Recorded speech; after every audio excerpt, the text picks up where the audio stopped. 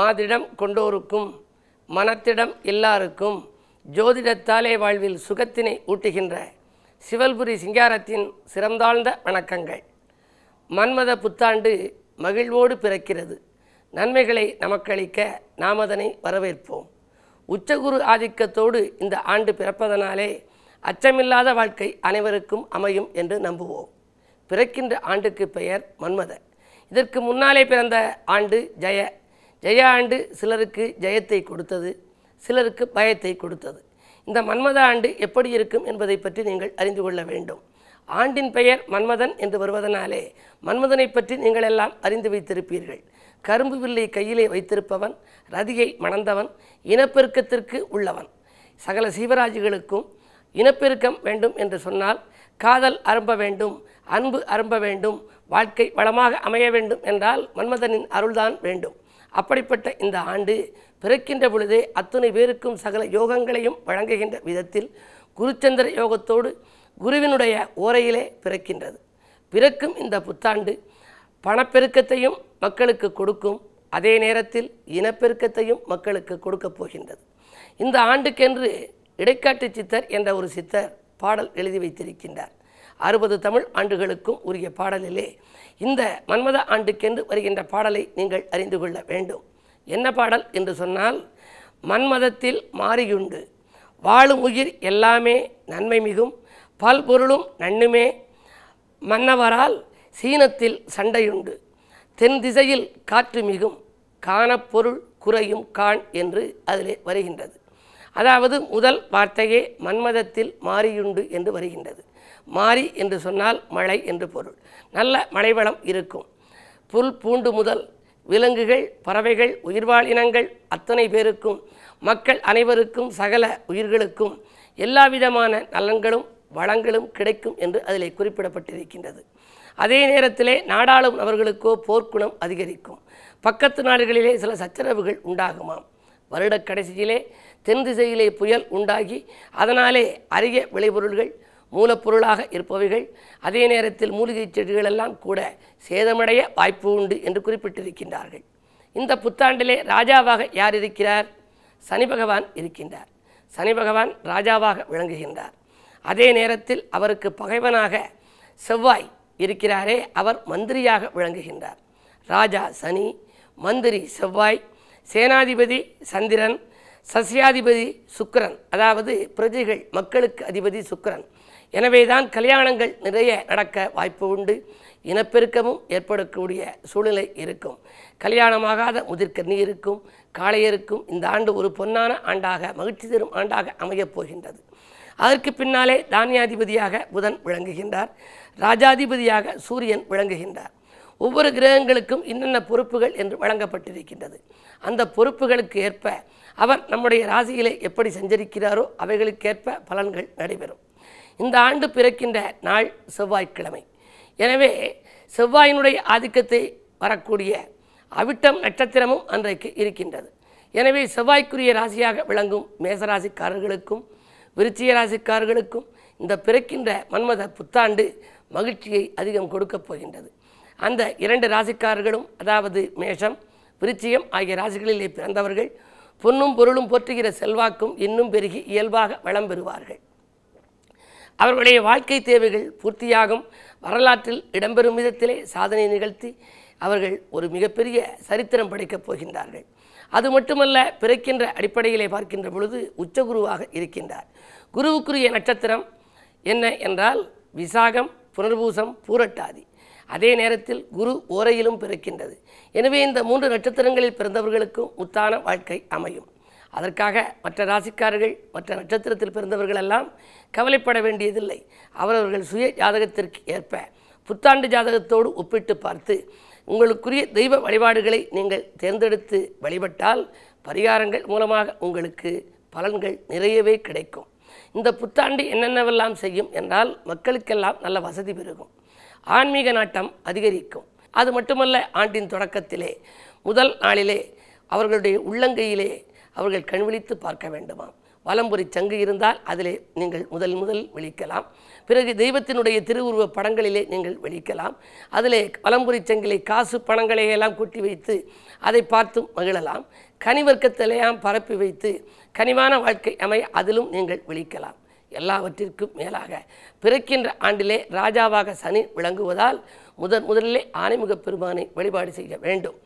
ஆனைமுகப் பெருமானை பார்க்காமல் இருக்க முடியுமா? அவன் அருளில்லாமல் வாழ்க்கையினை நடத்த முடியுமா என்று கவிஞர் பெருமக்கள் பாடல் எழுதி வைத்திருக்கிறார்கள். அந்த ஆனைமுகனை வழிபட வேண்டும். பிறகு மந்திரியாக இருப்பவர் செவ்வாய். எனவே முருகனுக்கு அதிபதி. அவருடைய உடன்பிறப்பாக விளங்கும் முருகப்பெருமானை வழிபாடு செய்ய வேண்டும். சிவனையும் உமையவளையும் நந்தியையும் தட்சிணாமூர்த்தியையும் சரஸ்வதி இலக்குமி நவக்கிரகம் அனைத்தையும் வழிபாடு செய்ய வேண்டும். எல்லாவற்றிற்கும் மேலாக ஹயக்ரீவர் 63 முனீஸ்வர பெருமான் விஷ்ணு இலக்குமி அனுமன் ஆகிய அனைத்து தெய்வங்களையும் நாம் வழிபட்டு மன்மத ஆண்டை ஒரு மகிழ்வான ஆண்டாக அமைய வழியமைத்துக் கொள்வோம். இனி 12 ராசிகளுக்கான பலன்களை நான் இப்பொழுது வழங்கவிருக்கின்றேன். மேசராசி நேயர்களே, உங்களுக்கெல்லாம் ஆனி 20க்கு மேல் அதிர்ஷ்ட வாய்ப்புகள் அரங்கேறும் ஆண்டாக இந்த ஆண்டு அமையப் போகின்றது. பொதுவாக ஆண்டின் தொடக்கத்திலே 4ஆம் இடத்திலே குரு வக்ரம் பெற்றிருக்கின்றார். அந்த ஆண்டு தொடங்கிய 2ஆம் நாளே வக்ர நிவர்த்தி ஆகிவிடுகின்றார்.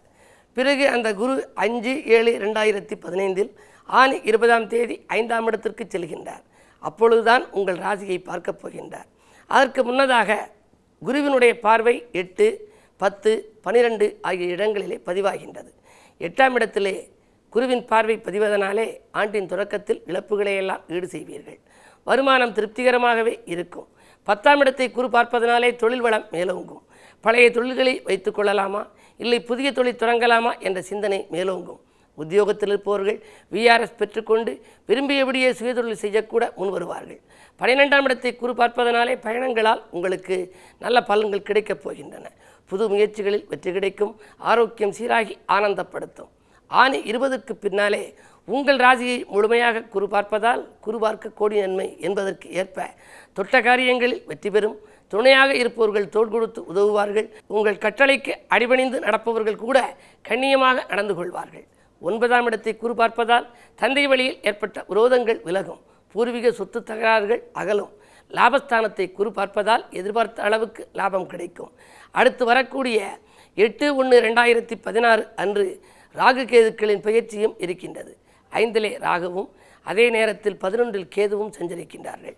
5லே சஞ்சரிக்கும் ராகுவால் பிள்ளைகள் வெளியில் ஒரு நல்ல சம்பவம் நடைபெறப் போகின்றது. குழந்தைகளின் கல்யாண கனவுகளையெல்லாம் நனவாக்கி வைப்பீர்கள். வாரந்தோறும் செவ்வாய்க்கிழமை முருகப்பெருமானை வழிபாடு செய்யுங்கள்.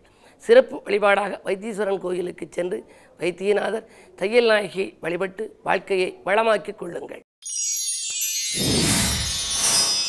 ரிஷபராசினியர்களே, முத்தான பலன்களை கொடுக்கும் 10ஆம் இடத்து கேதுவின் ஆதிக்கத்தோடு இந்த புத்தாண்டு உங்களுக்கு பிறக்கிறது.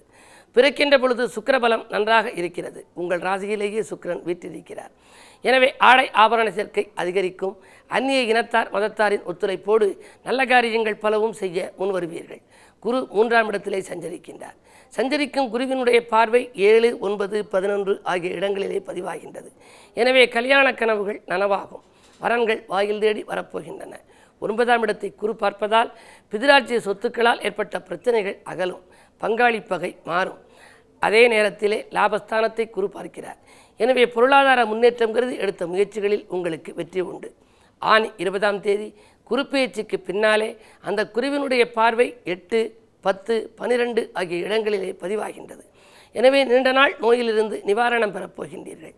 புதிய கூட்டாளிகளை இணைத்துக்கொண்டு தொழில் வளத்தை பெருக்கிக் கொள்ளப் போகின்றீர்கள். பாக பிரிவினைகள் சுமூகமாக அமையும். புதிய ஒப்பந்தங்கள் வந்து சேரும். ஒரு சிலருக்கு அந்நிய தேச யோகம் கூட எண்ணியபடியே கிடைக்கலாம். உங்கள் வாழ்க்கை வளம் பெற வெள்ளிக்கிழமை தோறும் நீங்கள் அம்பிகை வழிபாட்டை மேற்கொள்ளுங்கள். அதற்கு பின்னாலே சிறப்பு வழிபாடாக புதுக்கோட்டை மாவட்டத்திலே உள்ள வேந்தன்பட்டியில் நினைத்ததை நிறைவேற்றும் நெய் நந்தி வீட்டிலிருந்து அருள் வழங்குகின்றார். அந்த நந்தியம்பெருமானை வழிபாடு செய்யுங்கள். நல்ல வாய்ப்புகளையெல்லாம் வரவழைத்துக் கொள்ளுங்கள். மிதுனராசினியர்களே, உங்களுக்கெல்லாம் ராகு பயிற்சியால் யோகம் தருகிற ஆண்டாக இந்த ஆண்டு அமையப் போகின்றது. ஆண்டின் தொடக்கத்திலே 2ஆம் இடத்திலே குரு பகவான் இருப்பதனாலே பண தேவைகள் உடனுக்குடன் பூர்த்தியாகும். புது முயற்சிகளிலே வெற்றி கிடைக்கும். பிற இனத்தாரால் பெருமை சேரும். குருவினுடைய பார்வை 6, 8, 10 ஆகிய இடங்களிலே பதிகின்றது. எதிர்ப்பு, வியாதி, கடன் எனப்படும் 6ஆம் இடத்தில் குரு பார்வை பதிவதனாலே எதிர்ப்புகள் அகலும், வியாதிகள் குணமாகும், கடன் தொல்லையிலிருந்து நீங்கள் நிவாரணம் பெறுவீர்கள். அஷ்டமஸ்தானத்தை குரு பார்ப்பதால் சென்ற ஆண்டில் ஏற்பட்ட இழப்புகளை ஈடுகட்டும் விதம் தொழிலிலே வளர்ச்சி பெருகும். 10ஆம் இடத்தை குரு பார்ப்பதால் புதிய தொழில் தொடங்கும் வாய்ப்புகள் உண்டு. உத்தியோகத்தில் இருப்பவர்களுக்கு உத்தியோக உயர்வு, ஊதிய உயர்வுகள் கிடைக்கலாம். அதே நேரத்தில் குரு பெயர்ச்சிக்கு பின்னாலே குருவினுடைய பார்வை, அதாவது ஆணி 20க்கு மேல் 7, 9, 11 ஆகிய இடங்களிலே பதிகின்றது. சப்தமஸ்தானத்திலே குருவின் பார்வை பதிவதனாலே வாழ்க்கை தேவைகள் பூர்த்தியாகும். வாழ்க்கை துணை வெளியே வந்த பிரச்சனைகள் அகலும், கல்யாண கனவுகள் நனவாகும், தந்தை வழி விரோதங்கள் மறையும். அந்நிய தேசத்திலிருந்து வரும் அழைப்புகளை ஏற்றுக்கொள்வதா வேண்டாமா என்று கூட சிந்திப்பீர்கள்.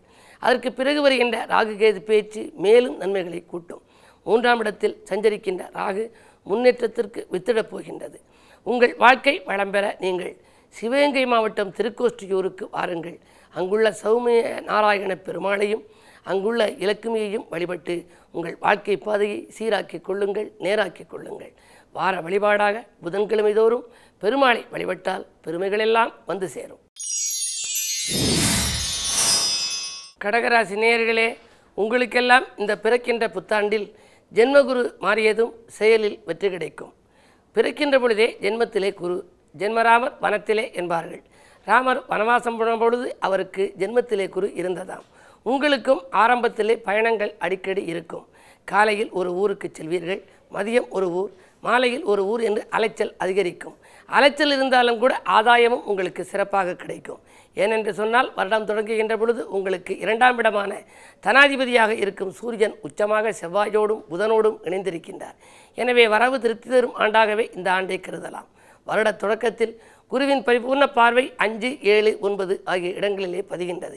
எனவே பிள்ளைகளால் உதிரி வருமானங்கள் பெருகும், வாழ்க்கை தேவைகள் பூர்த்தியாகும், வளர்ச்சி கூட, வாழ்க்கை துணைக்கும் உங்களுக்கு வேலை வாய்ப்புகள் கிடைக்கலாம். 9ஆம் இடத்தை குரு பார்ப்பதால் வாகன யோகம் உண்டு.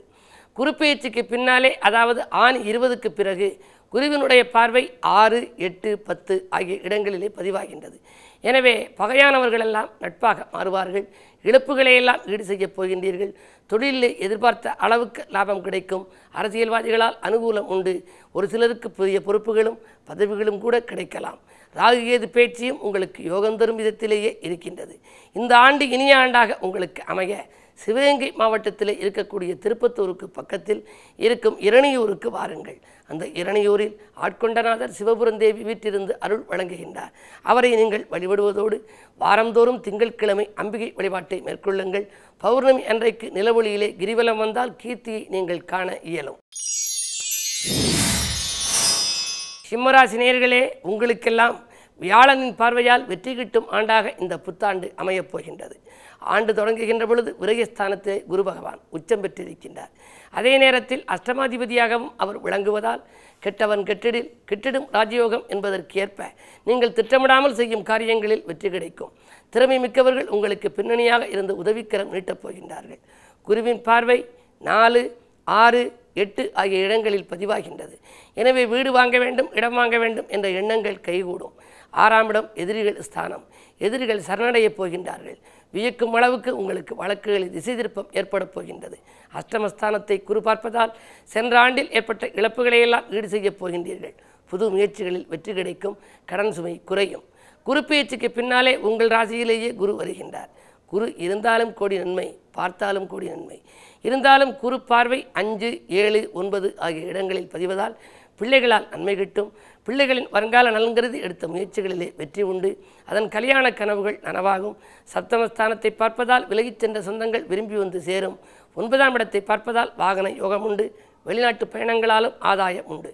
அதே நேரத்தில் ஜென்மத்திற்கு ராகு வருகின்றார். எனவே அப்படி ராகு கேதுவின் ஆதிக்கம் வருகின்ற பொழுது சர்ப்பதோஷத்தின் பிடியில் சிக்குகிறீர்கள். எனவே சர்ப்பசாந்தியை முறையாக செய்தால் சந்தோஷங்கள் கிடைக்கும். உங்களுக்கு ஏற்ற திருக்கோவில்களுக்கு யோக பலம் பெற்ற நாளில் சென்று வழிபாடுகளை வைத்துக் கொள்ளுங்கள். மேலும் வைரவன்பட்டிக்கு சென்று வளரொளிநாதர் வடிவுடை அம்மனை வழிபட்டால் வாழ்க்கை தேவைகள் பூர்த்தியாகும். வியாழந்தோறும் குருவை வழிபாடு செய்யுங்கள். குதூகலத்தையெல்லாம் வரவழைத்துக் கொள்ளுங்கள். கன்னிராசி நேயர்களே, உங்களுக்கெல்லாம் மார்கழிக்கு மேல் மகத்தான பலன் கிடைக்கும் ஆண்டாக இந்த ஆண்டு அமையப் போகின்றது. காரணம் ஜென்மத்திலே ராகு இருக்கின்றார். இந்த ராகு பேச்சுக்கு பின்னாலே உங்களுக்கு யோகங்கள் அடுக்கடுக்காக வந்து சேரப்போகின்றன. ஆண்டின் தொடக்கத்திலே உங்கள் ராசியிலே ராகு இருந்தாலும் கூட ராசிக்கு 11 குரு பகவான் வக்ர இயக்கத்தில் இருக்கிறார். பிறகு வக்ர நிவர்த்தி ஆகின்றார். அஷ்டமஸ்தானத்திலே செவ்வாய், சூரியன், புதன் 3 கிரகங்கள் இருக்கின்றன.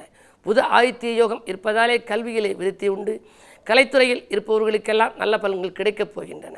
ஆண்டின் தொடக்கம் குருவின் பார்வை 3, 5, 7 ஆகிய இடங்களிலே பதிவதால் சகோதர ஒற்றுமை பலப்படும். உடன்பிறப்புகள் உதவிக்கரம் நீட்டுவார்கள். அதன் மூலமாக கடன் சுமை கூட ஒரு சிலருக்கு குறையலாம். பாக்கியஸ்தானத்தை குரு பார்ப்பதால் பாக்கியங்கள் அடிக்கடிக்காக வந்து சேரப்போகின்றன. புது ஒப்பந்தங்களில் கையெழுத்திட்டு மகிழப் போகின்றீர்கள். பிள்ளைகளால் நன்மையுண்டு. வரன்கள் வாயில் தேடி வந்து சேரும். குரு பேச்சுக்கு பின்னாலே குருவின் பார்வை 4, 6, 8 ஆகிய இடங்களிலே பதிகின்றது. எனவே வீடு வாங்க வேண்டும், இடம் வாங்க வேண்டும், மனை கட்டி குடியேற வேண்டும் என்ற எண்ணங்களெல்லாம் ஆணி 20க்கு மேல் நிறைவேறும். எதிரிகள் உதிரிகள் ஆவார்கள். இழப்புகளையெல்லாம் ஈடு செய்வீர்கள். மேலும் ராகுகேது பெயர்ச்சி 8/1/2016 நிகழவிருக்கின்றது. உங்கள் ராசியை விட்டு ராகு போகும் பொழுது நீங்கள் ராகுகேதுகளுக்கு பிரீதி செய்யுங்கள். நாகஸ்தலங்களுக்கு சென்று சர்ப்பசாந்திகளையும் செய்து வழிபாடு செய்யுங்கள். புதன்கிழமை தோறும் விஷ்ணுவை வழிபாடு செய்வதோடு கும்பகோணம் அருகில் இருக்கக்கூடிய உப்பிலியப்பன் கோவிலுக்கு செல்லுங்கள். அங்கு சென்று அங்குள்ள பெருமாளையும் அதற்குரிய இலக்குமியையும் நீங்கள் வழிபட்டு வந்தால் வாழ்க்கை தேவைகள் உங்களுக்கு பூர்த்தியாகும். வசதி வாய்ப்புகள் பெருகும். துலாம் ராசி நேயர்களே, உங்களுக்கெல்லாம் பிறக்கும் புத்தாண்டில் குடும்பச்சனியின் ஆதிக்கத்தால் கொடுக்கல் வாங்கல்கள் எல்லாம் ஒழுங்காகும். குடும்பத்திலே மகிழ்ச்சி நிலவும். நீண்ட நாளாக நடைபெறாத சுப நிகழ்வுகள் தாமதப்படுகிறதே என்ற கவலை அகலும். ஆண்டின் தொடக்கம் அற்புதமாக இருக்கிறது. சுக்கிரபலம் 8 இருக்கிறது. குருவினுடைய பார்வை 2 பதிகின்றது. இந்த நேரத்தில் உங்களுக்கு என்ன நடக்கும் என்பதை நீங்கள் அறிந்து கொள்ளுங்கள். குருவின் பரிபூர்ண பார்வை 2, 4, 6 ஆகிய இடங்களிலே பதிவதால் குடும்பத்தில் மகிழ்ச்சி கூடும். கொடுத்த வாக்கை காப்பாற்ற இயலும். பணவரவு திருப்தி தரும். இடம் வாங்க வேண்டும், பூமி வாங்க வேண்டும் என்ற எண்ணங்கள் நிறைவேறும். எதிரிகளால் உங்களுக்கு நல்ல பலன்கள் கூட கிடைக்கப் போகின்றன. அதே நேரத்தில் உத்தியோகம் சம்பந்தமாக எடுத்த முடிவுகளிலும் உங்களுக்கு உயர்வு கிடைக்கும். நீண்ட நாள் ஆசைகள் நிறைவேறும் விதத்தில் அமைகின்றது. மேலும் குரு பேச்சுக்கு பின்னாலே 11ஆம் இடத்திலே குரு சஞ்சரிக்கின்றார். அப்படி சஞ்சரிக்கின்ற பொழுது அதன் பார்வை 3, 5, 7 ஆகிய இடங்களிலே பதிகின்றது. சகோதர ஒற்றுமை பலப்படும். விலகிச் சென்ற உடன்பிறப்புகள் விரும்பி வந்து சேருவார்கள். பூர்வீக சொத்து தகராறுகள் அகலும். பூர்வீக சொத்துக்களை விற்றுவிட்டு புதிய சொத்துக்கள் வாங்கும் எண்ணம் கூட ஒரு சிலருக்கு மேலோங்கலாம். வரன்களால் நீங்கள் நன்மை பெறுவீர்கள். ராகுகேது பேச்சுக்கு பிறகு மேலும் நன்மைகளை காணப்போகின்றீர்கள். உங்களுக்கு இந்த புத்தாண்டு இனிய பலன்களை கொடுக்க காரைக்குடி அருகிலுள்ள மாத்தூருக்கு செல்லுங்கள். அங்கு இருக்கும் ஐநூற்றீஸ்வரர், பெரியநாயகி அம்மன், மகிழமரத்தடி முனீஸ்வரர், மாப்பிள்ளை நந்தி ஆகியவற்றை வழிபட்டு மகிழ்ச்சியான வாழ்க்கையை வரவழைத்துக் கொள்ளுங்கள். வெள்ளிதோறும் விரதம் இருந்து அம்பிகையை வழிபட்டாலும் இன்பங்கள் வந்து சேரும். விருச்சிக ராசி நேயர்களே, சிம்மகுருவின் பார்வையால் செல்வாக்கு மேலோங்கும் வருடமாக இந்த புத்தாண்டு உங்களுக்கு அமையப் போகின்றது. சிம்மத்திலே குரு வந்த பின்னாலே அதன் பார்வை 2ஆம் இடத்திலே பதியும். ஆண்டின் தொடக்கத்தில் உங்கள் ராசியை குரு பார்க்கின்றார். 2ஆம் நாளே உச்சம் பெற்ற குரு வக்ர நிவர்த்தியாகி பார்க்கப் போகின்றார். எனவே வாழ்க்கை தேவைகள் பூர்த்தியாகும். நீங்கள் விஐபியாக மாறக்கூடிய ஒரு சந்தர்ப்பம் கூட கைகூடி வரப்போகின்றது. பணவரவு திருப்தி தரும். செய்தொழிலே சிறப்பான லாபம் கிடைக்கும். கூட்டாளிகள் உங்கள் குணமறிந்து நடந்து கொள்வார்கள். வீடு கட்ட வேண்டும், இடம் வாங்க வேண்டும் என்ற எண்ணங்களெல்லாம் நிறைவேறும். ஜென்மராசியை குரு பார்ப்பதால் தொட்ட காரியங்கள் துலங்கும். வாழ்க்கையில் சகல வசதிகளையும் பெறக்கூடிய சூழ்நிலையை இந்த மன்மதாண்டு உங்களுக்கு அமைத்து கொடுக்க போகின்றது. குரு பேச்சுக்கு பின்னாலே குருவின் பரிபூர்ண பார்வை 2, 4, 6 ஆகிய இடங்களில் பதிவதால் குடும்பச் சுமை குறையும். மாற்று மருத்துவத்தால் உடல்நலங்கள் சீராகும். தொழிலில் புதிய சிந்தனைகள் மேலோங்கும். தாய்வழி ஆதரவு உண்டு. பங்காளிகள் உங்களுக்கு பக்கபலமாக இருப்பார்கள். எதிரிகள் கூட உங்களுக்கு நல்ல பலன்களை கொடுக்கும் விதத்திலே அவர்கள் குணம் மாறி செயல்பட போகின்றார்கள். வாழ்க்கை தேவைகள் பூர்த்தியாகும். ராகுகேது பேச்சுக்கு பின்னாலே மேலும் நற்பலன்களை காணப்போகின்றீர்கள். 10 ராகு நின்றால் பல பேரையும் கட்டிமைப்பார் என்பார்கள். எனவே நீங்கள் புதிய தொழிற்துறங்க வாய்ப்பும் உண்டு. அரசியல் ஈடுபாடு, பொதுநலத்தில் ஈடுபாடு கொண்டவர்களுக்கு புதிய பொறுப்புகளும் தலைமை பதவிகளும் கிடைக்கலாம். எனவே வெற்றிக்கனியை எட்டிப்பிடிக்கும் ஆண்டாக இந்த ஆண்டு உங்களுக்கு அமையப் போகின்றது. உங்களுக்குரிய சிறப்பு வழிபாடு சிவகங்கை மாவட்டம் பிள்ளையார்பட்டிக்கு வாருங்கள். அங்கு வடக்கு நோக்கி வீட்டிலிருந்து அருள் வழங்கும் கற்பக விநாயகரை கைதொழுது பணியுங்கள். அந்த கற்பக விநாயகரை கைதொழுதால் உங்கள் கனவுகளெல்லாம் நனவாகும். அது மட்டுமல்ல, உங்கள் ராசிக்கு நீங்கள் பௌர்ணமி தோறும் கிரிவலம் வருவதும் சிறப்பு. பௌர்ணமி தோறும் கிரிவலம் வந்து முருகப்பெருமானையும் சிவாலய வழிபாட்டையும் நீங்கள் மேற்கொண்டால் சிறப்பான வாழ்வை உங்களுக்கு அமையும். தனுசு ராசி நேயர்களே, உங்களுக்கெல்லாம் 7.5 சனியால் இனிய பலன் நடக்கும் ஆண்டாக இந்த ஆண்டு அமையப் போகின்றது. ஆண்டின் தொடக்கத்திலேயே விரைச்சனி இருக்கிறது என்று கவலைப்பட வேண்டாம். ஆண்டு தொடங்கிய ஒரு சில மாதங்களில் குரு பேச்சுக்கு பின்னாலே குருவின் பரிபூர்ண பார்வை உங்கள் ராசியில் பதியப் போகின்றது. எனவே அப்படி பதிகின்ற காரணத்தினாலே அந்த உங்கள் ராசி புனிதம் அடைகின்றது. குரு பார்க்க கோடி நன்மை என்பதால் தடைகள் தகர்த்தெறியப்படும். தாராளமாக பணவரவு வந்து கொண்டே இருக்கும். இடமாற்றம் இனிய மாற்றமாக அமையும். கடன் சுமை குறையும். ஆரோக்கியம் சீராகி ஆனந்தப்படுத்தும். குரு பேச்சுக்கு பின்னால் குருவின் பார்வை 1, 3, 5 ஆகிய இடங்களில் பதிவாவதால் சகோதர ஒற்றுமை பலப்படும். சகாயங்கள் நிறைய கிடைக்கும். புதிய ஒப்பந்தங்களில் கையெழுத்திட்டு மகிழப் போகின்றீர்கள். வெளிநாட்டு யோகம் கூட ஒரு சிலருக்கு உண்டு. புதிய பொறுப்புகளும் பதவிகளும் கிடைக்கும் விதத்தில் குருவின் பார்வை உங்களுக்கு அருள் கொடுக்கும். ராகுகேது பேச்சியும் உங்களுக்கு மிகுந்த நன்மைகளை வழங்கப் போகின்றது. இந்த புத்தாண்டு இனிய ஆண்டாக உங்களுக்கு அமைய சிவகங்கை மாவட்டத்தில் உள்ள பட்டமங்கலத்துக்கு வாருங்கள். அங்கு உள்ள தென்முகக் கடவுளை வழிபாடு செய்யுங்கள். திசை மாறிய தென்முகக் கடவுள் உங்கள் வாழ்க்கையில் எல்லா வளங்களையும் நலங்களையும் கொடுக்கப் போகின்றார். அது மட்டுமல்ல, வாரந்தோறும் நீங்கள் வழிபடுவது வராகி வழிபாடு உங்களுக்கு உன்னதமான வழிபாடாக அமையும். வராகியை வழிபாடு செய்யுங்கள். வளர்ச்சியை கூட்டிக் கொள்ளுங்கள். மகர ராசி நேயர்களே, உங்களுக்கெல்லாம் அஷ்டமத்தில் குரு அடியெடுத்து வைக்கும் ஆண்டாக இந்த ஆண்டு அமைகின்றது. ஆண்டின் தொடக்கத்திலே குரு உங்கள் ராசியை பார்க்கின்றார். எனவே முதல் 2-3 மாதங்களுக்கு உங்களுக்கு கவலை இல்லை. குரு பார்க்க கோடி நன்மை என்பதாலும் குரு உங்கள் ராசிக்கு சப்தமஸ்தானத்தில் இருந்து உங்கள் ராசியிலேயே சந்திரனிருந்து இந்த ஆண்டு தொடங்குவதாலும் வாழ்க்கை தேவைகள் பூர்த்தியாகும். வரவு திருப்திகரமாக இருக்கும். பிள்ளைகளால் நன்மை உண்டு. பெரிய பெரிய சாதனை நிகழ்த்தும் விதத்தில் சில காரியங்களை ஆண்டின் தொடக்கத்தில் செய்து முடிப்பீர்கள். ஆனால் ஆணி 20க்கு மேல் குரு அஷ்டமத்தில் அடியெடுத்து வைக்கின்றார். 8ஆம் இடத்தில் குரு சஞ்சரிக்கின்ற பொழுது இறை வழிபாட்டின் மூலமே எதையும் நீங்கள் சாதித்துக் கொள்ள இயலும். எனவே அஷ்டமத்து குருவின் ஆதிக்கம் இருக்கின்ற பொழுது ஒரு சிலருக்கு இடமாற்றங்கள் ஊர் மாற்றங்கள் வந்து சேரலாம். என்ன இருந்தாலும் திசாபுத்தி பலமறிந்து அவர்கள் செயல்படுவதுதான் நல்லது. குரு அருள் கிடைக்க ஒவ்வொரு வியாழக்கிழமையும் விரதமிருந்து குருவை வழிபாடு செய்ய வேண்டும். இருப்பினும் அந்த குருவின் பார்வை 2, 4, 12 ஆகிய இடங்களில் பதிவதால் சுப விரயங்கள் அதிகரிக்கும். வீண் விரயங்களை தவிர்க்க வேண்டும் என்று சொன்னால் வீட்டுக்கு தேவையான விலையுந்த பொருட்களை எல்லாம் வாங்கி மகிழலாம். வாகன மாற்றம் செய்வதும் நல்லது. வழியில் செல்பவரை சந்திக்கும் பொழுதெல்லாம் சச்சரவு வருகிற விதத்திலே இந்த குருவின் ஆதிக்கம் இருக்கும். எனவே எப்பொழுதும் நிதானத்தோடு செயல்படுவதுதான் நல்லது. நிகழ்கால தேவைகளை பூர்த்தி செய்து கொள்ள உடன் இருப்பவர்களை காட்டிலும் மாற்று இனத்தவர்கள் உங்களுக்கு ஒத்துழைப்பு செய்வார்கள். ராகு கேது பேச்சு ஏற்படுகின்ற பொழுதும் 2லே கேது 8லே ராகு வருகின்றார். எனவே கொடுத்த வாக்கை காப்பாற்ற முடியுமா என்பது சந்தேகம்தான். எனவே வருடக்கடைசியிலெல்லாம் உங்களுக்கு வழிபாடுகள் அதிகம் தேவை. அதே நேரத்தில் இந்த ஆண்டு இனிய ஆண்டாக அமைய சிவகங்கை மாவட்டம் இளையாற்றங்குடிக்கு வாருங்கள். அங்கு உள்ள கைலாசநாதரையும் நித்திய கல்யாணியையும் வழிபட்டு வளங்களையும் நலங்களையும் வரவழைத்துக் கொள்ளுங்கள். வார வழிபாடாக சனிக்கிழமை தோறும் சனி பகவானை வழிபாடு செய்யுங்கள். ஆதியந்த பிரபு வழிபாட்டையும் மேற்கொண்டால் மேதினி போற்றும் வாழ்க்கை உங்களுக்கு அமையும். கும்பராசி நேயர்களே, ஜூலை 5க்கு மேல் சுகங்களும் சந்தோஷங்களும் கிடைக்கும் ஆண்டாக இந்த ஆண்டு அமையப் போகின்றது.